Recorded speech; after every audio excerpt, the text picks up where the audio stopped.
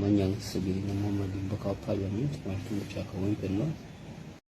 Ebifa ku mukulu Ssaijirinya munangate mu ddwaliro wuuno Bobi Wine akakasizza esaidi eno munangate wali bongedde munangate okukakasa kakati no ulira ate ekitambula esaidi eno ate nga munangate n'omuyimbi Paraso wuuno alina engeri gyawaddemu munangate Spice Dana drop kakati esaidi eno ngenda kusaba video ogimpere like o subscribing wobeera nga tonnaba kakati munange ngenda kubeera nga nkutandisa ate ne Bobi Wine ku nsonga te munangate esaidi eno embeera eya Ssaijirinya omukulu Ssaijirinya te gyalimu esaidi eno mu ddwaliro era nga tulabyeko ko wali munangate information ebadde etambula nti nga munangate wabadde avudde mu bulamu bw'ensi naye nga Bobi Wine munange wuuno avuddeyo nakakasa n'agamba nti nno wali nti nno bategeezeddwa nti nno Muhammad Ssaijirinya munange nti tannafa naye nti nno obwongo bwe buno munangate bufudde muganda wange gwe alaba Jaminat Yugi era nga wali bakakasizza Bobi Wine akakasizza n'agamba nti nno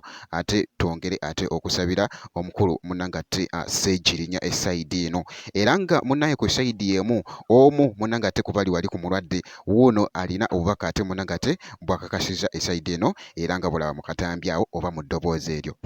What I can say is to confer with Honorable Senyonyi and the other officials who have been able to visit the patient who is critically ill. He's critically sick. What I can say, he needs our love, he needs our prayers, though we cannot declare him dead, but he's critically sick. Thank you so much. Nenga bwekityo munangate bwekitambudde esaidi eyo ate ku mukulu munangate embeera Ssaijirinya gyalimu naye nga twongera ate munangate okumusabira okubeera nga atereera munangate mirako esobola okubeera nga ate ekolera ddala munangate esaidi eyo kakati kankujjeyo munangate nkutegeezeko waliwo munangate omuyimbi Paraso wuuno avuddeyo ate nawako munange Spice Dana drop jjukira nti no Spice Dana munangate konsati ye munangate eyengeredde ddala nnyo era nga munange mwana mulenzi munangate Paraso naye agenda kubeerayo esaidi eno era nga wuuno kasooke nkwekoko katambi kano ate tulabe nga bwe kibadde katono nnyo ate ndoke nkomewo. Nkwewulira wala Spice nkwewulira nkubya amasanyala. Back in the days, 10 years of Spice Diana. January nga 10, Serena Hotel, 10 years of a queen. Yeah man, let's be there in style. Pa! See you there.